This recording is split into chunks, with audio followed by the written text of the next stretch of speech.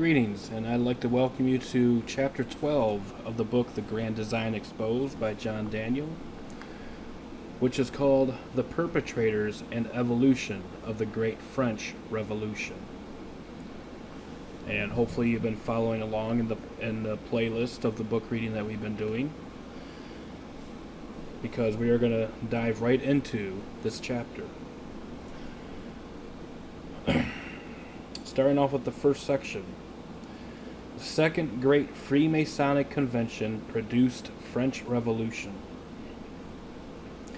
It was on the 16th of July, 1782, that the Second Great Masonic Convention was held at Wilhelmsbad, Germany, attended by representatives of Masonic bodies from all over the world.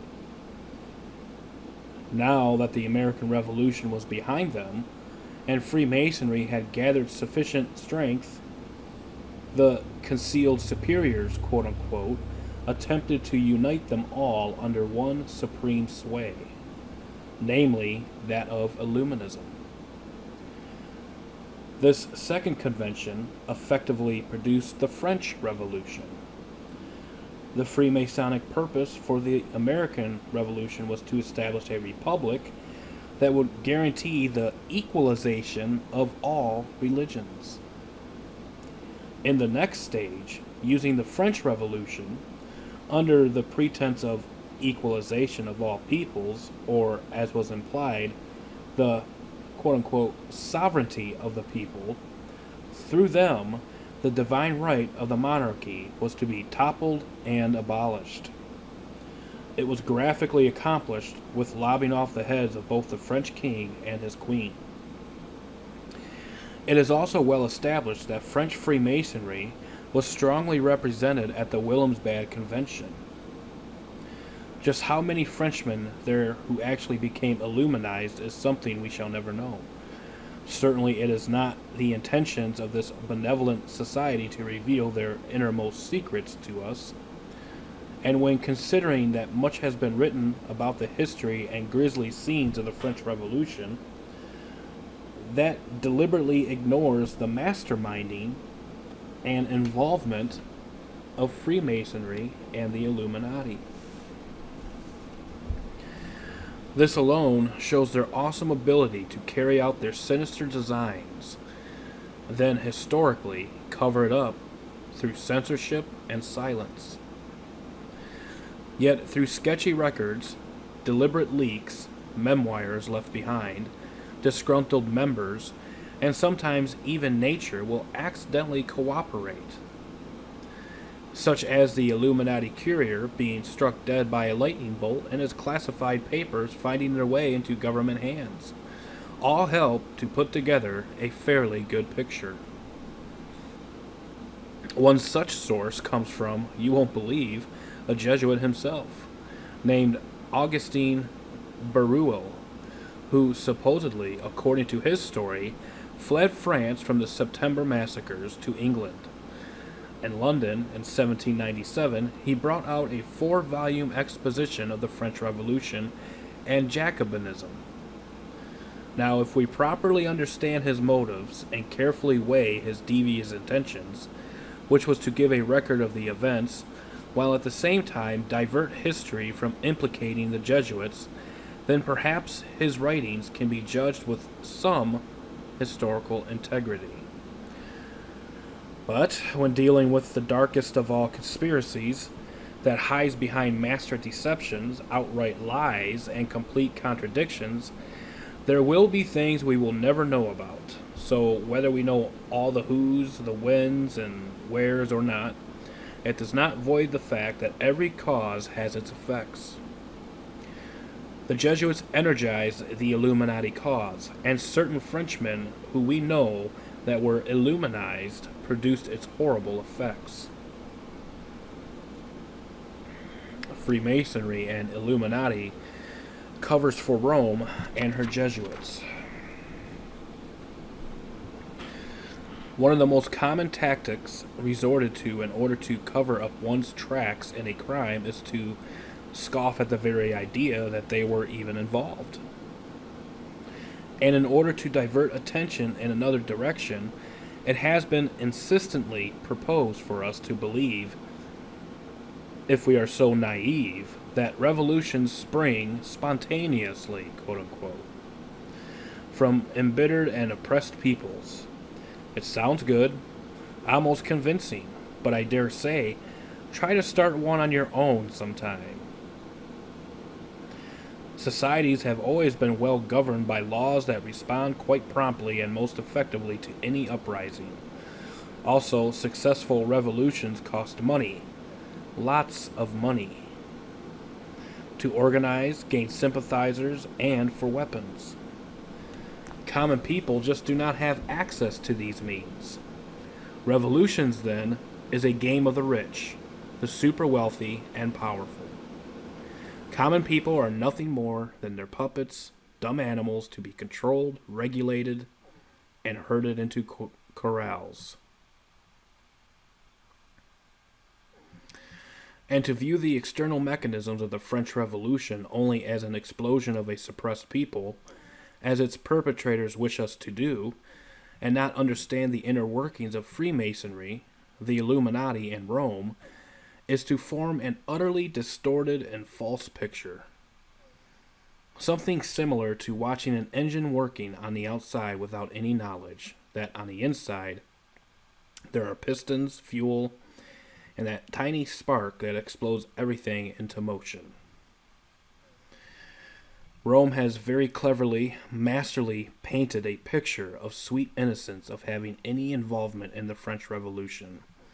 She, as a church, is described as having been persecuted during the time, where her churches were closed or misused and priests terribly harassed. This one-sided truth, which makes her appear as a victim of the times, along with being well hidden behind Freemasonry and the Illuminati, covers up her crimes with a near perfect alibi against any accuser. And not only does Rome walk away from the French Revolution atrocities not being suspected, but Freemasonry and the Illuminati as well. Today, those who are intellectual smugly ridicule and smirk at the idea of an Illuminati existence, or that there ever was a malicious Freemasonry. That kind of thinking is for radicals. And it's also kind of funny. I mean, even if you do a Google search on the French Revolution and these types of things, I mean, that's all you hear. How the church was suppressed and persecuted, and these types. I mean, that's all you will hear. And it's very strange indeed, because a lot of times in modern history, and especially in our modern history books, we always get half truths. We always get one side of the story, when in fact you need both sides to come to a conclusion, but one side is always left out.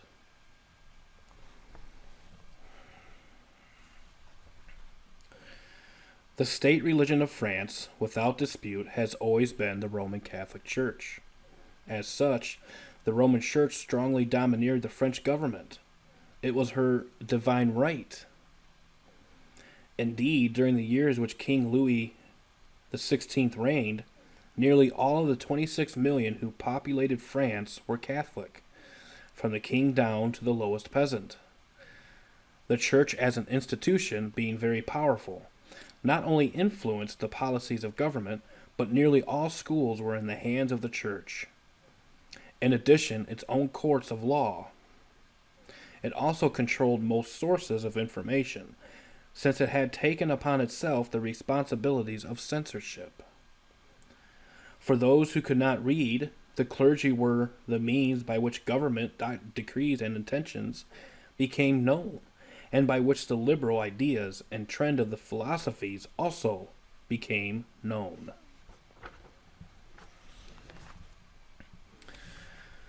France at the time was the perfect role model and stronghold of Catholicism, in which ecclesiastical approval was necessary for just about every function in life.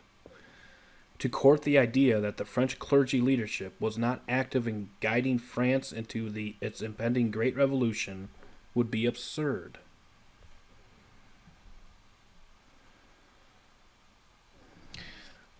The play of sun worship, occultism. When new knowledge lights up or illumines a student's mind, it is said they can now see. Therefore, a student is also referred to as a pupil. This pupil is quite significant in the occult world.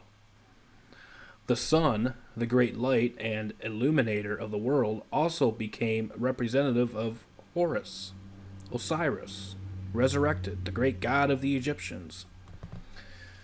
The Egyptians, when seeing the first rays of the sun in the morning, would say, "Horus is risen." These words have come down to us today, condensed in our one word, horizon. Horus, like the sun's rays, that dispels darkness and is seen to penetrate into every crevice of the natural world, was represented by an eye, or pupil, that also had the ability to see and penetrate into all things, dark secrets and knowledge that was unperceivable to the average person. As the sun's rays are universal, so the religion of Horus is also universal, ruled with its god-king, Pontifex Maximus, at its head.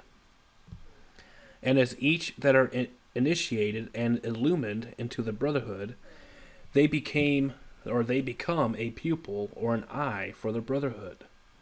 So this occultic, quote-unquote, all-seeing eye of Horus became also the same symbol of Adam Weishaupt's Illuminati, which now is displayed as Big Brother's eye watching over us under the Novus Ordo Seclorum, New World Order system, on the back of every American $1 bill. It is no mere coincidence that the clergy of Rome, Freemasons, and initiates of the Illuminati, when reaching the higher ranks of their orders, also find themselves overlapping each other in their pursuit of their common bond of occultism. The possibility, especially the rich and powerful, who have always looked down on those beneath them as subhuman, of becoming truly superior by occult magic, so to have direct intercourse with God, speak to the dead, heal, foretell the future, or turn base metals into gold, has excited and intrigued man's mind for millenniums. Even Ignatius Loyola was not exempt. Long before he founded the Jesuit order, he had participated in the Spanish Illuminati called the Alumbrados, and had been brought before the Inquisition as a suspect. Likewise, numerous popes, enchanted by the magic of Egyptian religions, have raised up obelisks brought from Egypt to glorify their courtyards and gardens. It was not that the church did not believe and practice the occult, but to be approved, it had to be first Christianized, Roman style. And individuals communing directly with disembodied entities or higher angelic realms was worthy only of hell and the stake. The priests of Rome wished to keep for themselves alone the sole right to deal with the beyond. During the Catholic Counter-Reformation, spearheaded by the Jesuits, witches, sorcerers, and magicians, along with Protestants, were burned by the thousands. Strangely, those who taught and practiced the occult were being savagely persecuted by the world's center of occultism, Rome. During those brutal years, the occultic hermetic wisdom of Egypt disappeared from sight, going underground to find succor with the strangest of all strange foster mothers, the very organization devoted to its destruction, the Society of Jesus. It was Jesuit Athanasio Kircher who, under the sanction of two popes, Innocent X and Alexander VII, both popes who raised in their own honor forgotten obelisks brought from Egypt by earlier Romans, became highly reputed for his lifelong work, research, and written volumes on Egyptian obelisks, hieroglyphs, language, religion, and mythology. He died in 1680, becoming regarded years later as the founder of Egyptology. The Jesuits unofficially insinuated themselves into this Egyptian wisdom, while officially condemning it as damning heresy. As the attack of Rome and the Jesuits turned a different direction, the century which followed Kircher's the so-called Age of Enlightenment was to see a flourishing of the Egyptian Hermetic tradition in the ranks of Freemasonic orders, and especially in the Bavarian Illuminati.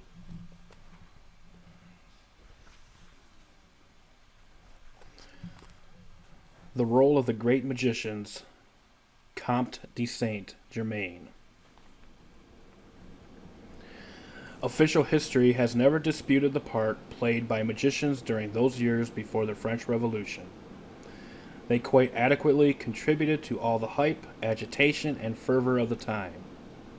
Of the many who appeared in Europe,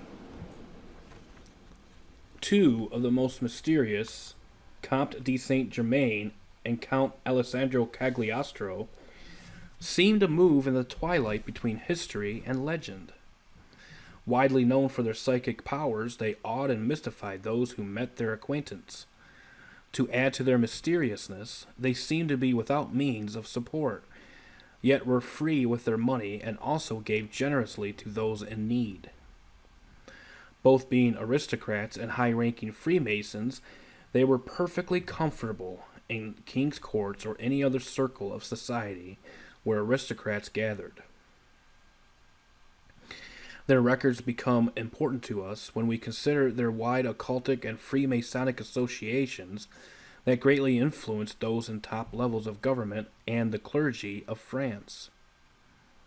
They both preached a timely message, the message of a coming change. Saint Germain was born about year 1706 and lived till 1784. An accomplished musician, he could play and compose with equal ease. More fascinating, he could write a love letter with his left hand while composing a poem with the other, or compose the same text with both hands so alike they appeared identical when superimposed. After falling into a trance for hours or days, he would describe having visited the remotest corners of the planet or even the stars.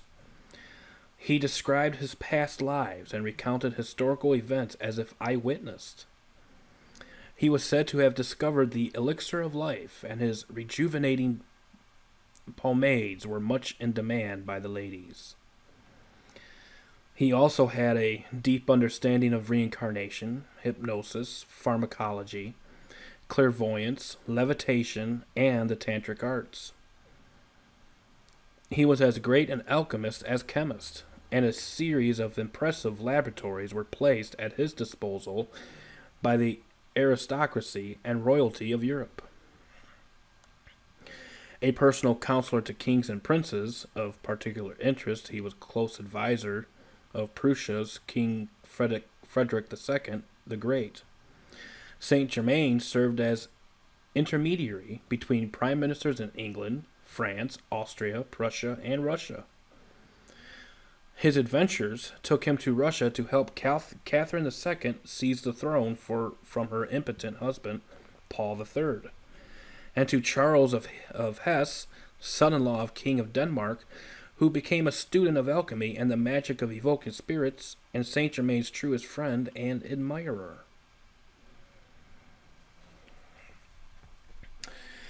It becomes quite obvious, if you take note, that the instigators and promoters of the conspiracy that was agitating Europe during the time were all friends and associates of each other, acting out their parts like in some grand mystery drama.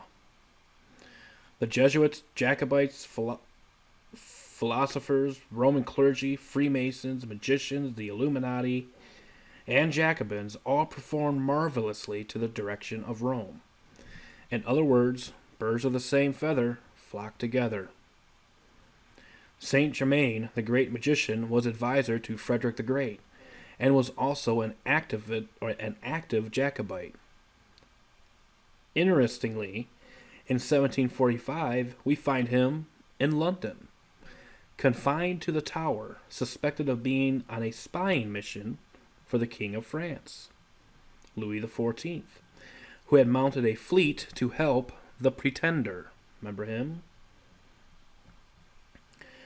His predicament became worse by the discovery on his person a letter of thanks from the Pretender.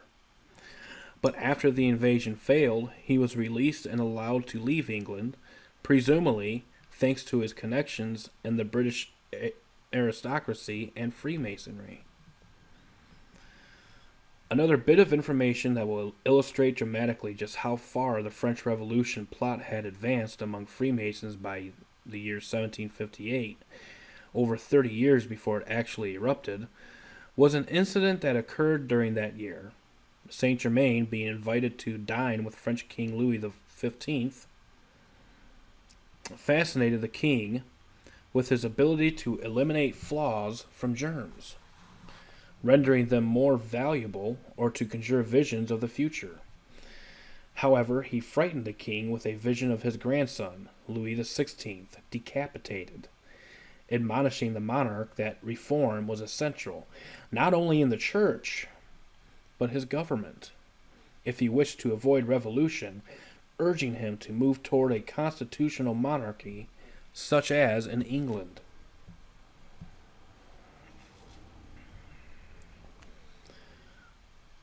So what about the magician Count Alessandro Cagliostro? Cagliostro, a younger man than Saint Germain, was born about 1743 and died 1795. He became Saint Germain's student, and as a magician far eclipsed his master. Like Saint Germain, he also traveled extensively throughout Europe and England, and was welcomed everywhere from one Masonic lodge to the next.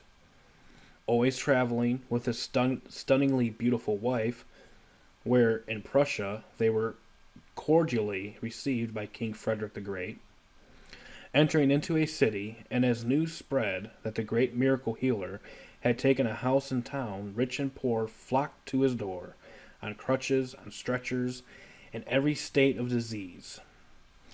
In all of these, Cagliostro took a benevolent interest, soothing, restoring confidence, and healing. The record is abundant, precise, and incontrovertible, as hundreds of cures were attested to by official statements and reports. As famous as he became, being a magician, there were two other factors that greatly contributed to him being notorious. One was his founding of the Masonic Order of Egyptian Rite. The other was his involvement in the diamond necklace scandal. Both were ingredients by which the conspiracy furthered the French Revolution cause. Magicians are the visible public awareness and propaganda agency of the occult. By means of their deceptions, sleight of senses, and cleverness, they arouse and stimulate curiosity to induce public involvement. This is easy enough to achieve, for every level of society seems to become gullible and excited when it comes to the allurements of magic. But it was the wealthy and powerful mostly who indulged their leisure time by delving into the secrets of nature and the supernatural, making it into a science. And that science originating with the Babylonian and Egyptian priesthoods. Those self-proclaimed demigods became a system worthy to imitate.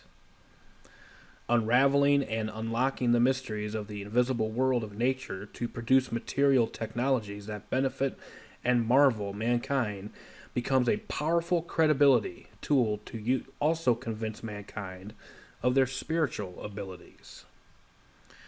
Certainly by holding audiences spellbound with their magical and material accomplishments is ample proof of their divine attributes as well. And so the Egyptian system of initiation into this mysterious brotherhood became Cagliostro's pet project.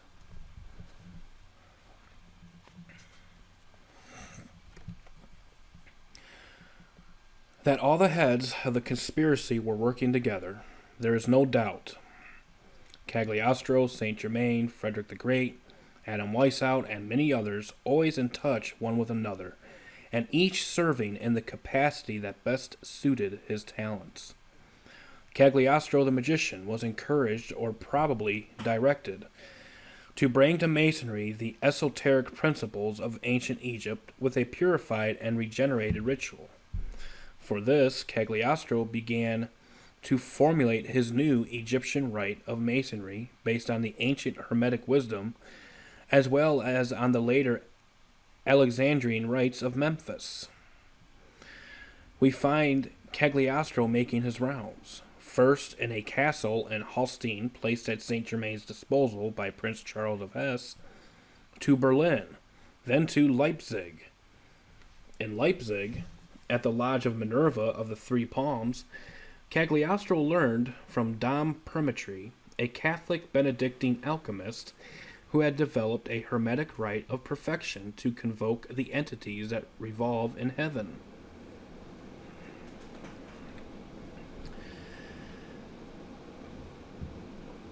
So again, here we have connection with Catholicism. Perpetrators was later made a member of the Academy of Berlin by Frederick the Great, then curator of his royal library. Eventually, he formed the Lodge of Illumines of Avignon. On the basis of these various techniques and what he claimed to have learned in his travels in Egypt, Cagliostro fashioned his rite for summoning angels. In Ingolstadt, Cagliostro met Adam Weishaupt, who claimed interest in using celestial intervention as achieved by Cagliostro for the furtherance of a program of worldwide religious reform. As a place to settle, Cagliostro chose the Rhineland city of Strasbourg. There he became friends with the Bishop of Strasbourg, Louis Reine Edward, Cardinal de Rohan, Prince of the Empire, Landgrave of Alsace, headmaster of the Sorbonne, Grand Almoner of France, a descendant of the ancient kings of Brittany, as scion of one of the most important families of France. He held vast lands and resided at his sumptuous Chateau de Saverne, where he was attended by 14 butlers and 25 valets. The cardinal, who, like Cagliostro, cherished a passion for alchemy, inviting Cagliostro to stay at his chateau, he put a laboratory at the Magus's disposal where he attested to seeing Cagliostro produce before his eyes not only gold, but diamonds. "In my place, in my presence," said the cardinal, "he has made 5,000 or 6,000 pounds worth of gold. However, all that so-called gold-making did not prevent both of them from being central figures in the diamond necklace scandal." In Lyons, center of Illuminism and of interest in the occult, lived numerous followers of the clairvoyant philosopher who explored the spirit world in vision, Emanuel Swedenborg. There were also the followers of the so-called unknown philosopher, quote-unquote, Claude de Saint-Martin, and of Martinez de Pasquales, Elus Cohens, who had returned to the Gnostic concept of the universe as a living divine organism in which man could rise through the Kabbalistic spheres to his true and divine self. Received with great enthusiasm by the Masons of Lyons, Cagliostro believed he had found the true setting for building a central Masonic lodge devoted to his Egyptian rite. The citizens of Lyons were happy to contribute to the creation of a lodge of triumphant wisdom, of which Cagliostro would be Grand Copt, or would be Grand Copti. Started in 1784, the splendid temple was ready in 1785. From all sides, says Cagliostro's biographer, Francois Ribadeau Dumas' adherents flocked to Cagliostro's Egyptian rite, quote, drawn by the beauty of its sentiments, the loftiness of its ideals, its central rule of love, unquote. In the lodge, the neophyte was to be put through the grades of initiation, when upon reaching the seventh, says Masonic historians Yarker and Hall, all the great mysteries were explained. But Cagliostro could not tarry with his adepts and Lyons. He was summoned to Paris by his friend Cardinal Rohan, again another Roman Catholic, who, anxious to return to royal favor and hopeful of becoming the king's first minister, pleaded with Cagliostro to use his wonder-working powers to help him regain the favor of the Queen Mary Antoinette. Cagliostro and his wife, Serafina, arrived in Paris in January of 1785 as guests of the cardinal. French Masons there were quick to welcome Cagliostro, inviting him to join the Lodge of the Nine Sisters, grand mastered by Benjamin Franklin. Urged by fellow Masons to open an Egyptian Rite Lodge in Paris, Cagliostro installed himself as Grand Copte of the Temple of Isis in the Rue de la Sordière. There he admitted women to the mysteries of the pyramids, attracting such high-ranking ladies as the Queen's favorites, Madame de Lamballe, who was initiated at the vernal equinox of 1785. Cagliostro then formed a supreme council with the Duc de Montmorency as Grand Protector, Jean-Benjamin de Laborde, former General of France, as Grand Inspector, and Bedard de St. James, wealthy Treasurer General of the French Navy, as Grand Chancellor. His Royal Highness, the Duc de Chartres, shortly to inherit his father's title of Duc d'Orleans and become one of the richest men in France, and who was at the time Grand Master of French Masonry, attended an Egyptian rite ceremony, declared his confidence in Cagliostro, and announced his official recognition of the rite.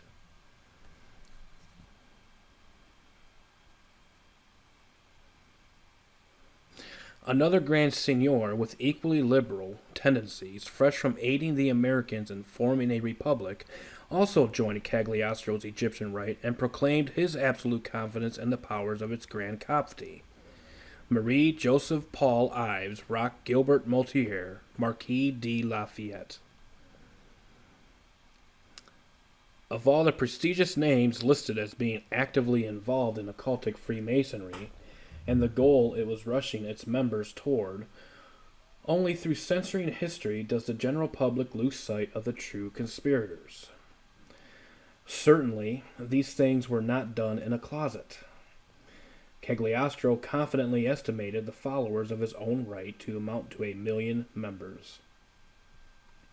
But better than that, France had 26 Masonic lodges that were presided over by Catholic priests, and members of the clergy of all ranks constantly frequented Masonic rituals. Catholic lodges had been founded in Paris under the protection of the Marquis de Girardin and de Boyle, both royalists and friends of Saint Germain, whose goal was to establish communication between God and man by means of intermediary beings. Soon so many priests were attending the Egyptian ceremonies, declaring themselves highly satisfied with the rite, that Cagliostro, whose dream was to effect a union of his Egyptian science of magic with the fundamental beliefs of Catholic Christianity, was moved to hope his order might at last be recognized by the Pope, and had been the Order of the Knights of St. John. Cardinal de Rohan promised Cagliostro his support and appealed to the Archbishop of Bourg, to whom Cagliostro explained his rite. This resulted in a favorable report being sent to Rome. But an unexpected Parisian scandal was to pit the Pope's dutiful acolyte, Louis XVI, against the forces of Freemasonry and accelerate the French Revolution. And here we will conclude this portion of this chapter,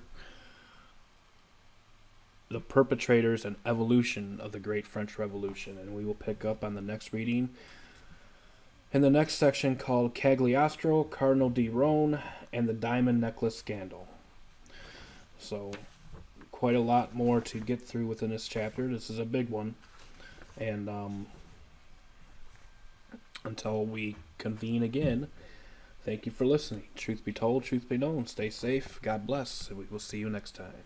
Bye-bye.